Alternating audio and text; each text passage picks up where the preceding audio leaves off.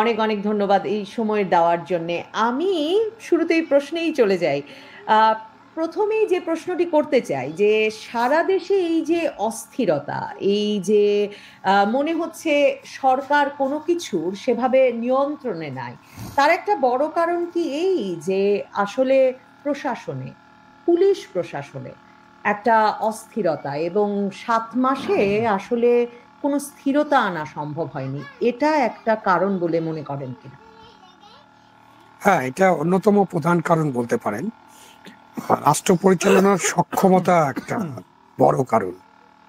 যারা রাষ্ট্র পরিচালনা করবেন সরকার, সে সরকারের নাম যাই হোক, অন্তর্বর্তীকালীন সরকার, নির্বাচনের মধ্য দিয়ে গড়া সরকার বা ফ্যাসিবাদী সরকার, স্বৈরতান্ত্রিক সরকার বা সেনাবাহিনীর সমর্থিত অন্তর্বর্তীকালীন সরকার, তত্ত্বাবধায়ক সরকার, সেনা সরকার, অনেক ধরনের সরকার থাকতে পারে। তো সরকারের নাম যাই হোক, সরকারের সক্ষমতা মানে সরকারের যারা আছেন তাদের সক্ষমতা এবং তাদের নেতৃত্ব একটা বড় প্রশ্ন। সেই সক্ষমতা এবং নেতৃত্বের দুর্বলতা থাকলে অন্য জায়গায় নানান অস্থিরতার সৃষ্টি হয়। তো সেখানে প্রশাসন একটা অন্যতম জায়গা, প্রশাসন, পুলিশ এবং বিচার বিভাগ।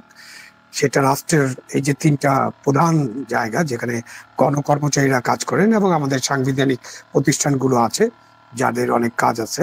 তো তারা ঠিকভাবে যদি কাজ না করেন, তাদের ঠিকভাবে যদি পরিচালিত করা না যায়, নেতৃত্ব না দেওয়া যায়, তাদেরকে মোটিভেট না করা যায়, তাহলে অস্থিরতা দূর করা খুব বড় একটা চ্যালেঞ্জ এবং অস্থিরতা দূর করা প্রায় অসম্ভব হয়ে যায়।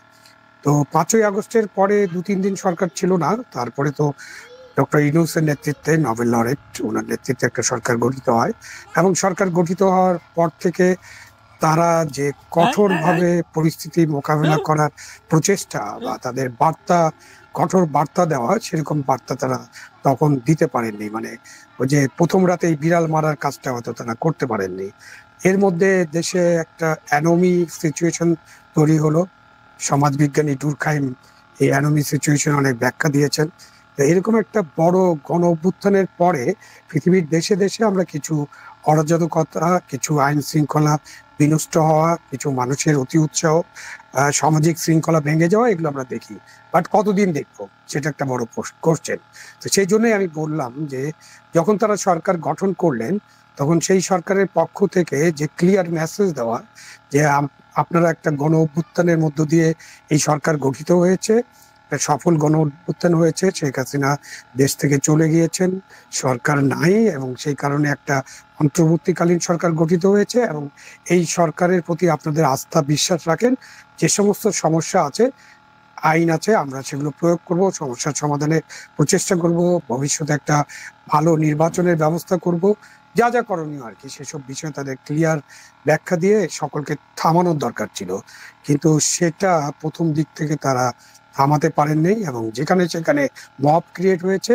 একটা ডেমোক্রেসির পরিবর্তে, মানে ফ্যাসিবাদের পরিবর্তে, যদি তাদেরকে আমরা ফ্যাসিবাদ বলি, স্বৈর শাসনের পরিবর্তে এখন মবক্রেসি আমরা দেখতে পাই সব জায়গায়, মবের মুল্লুকের মতো অবস্থা।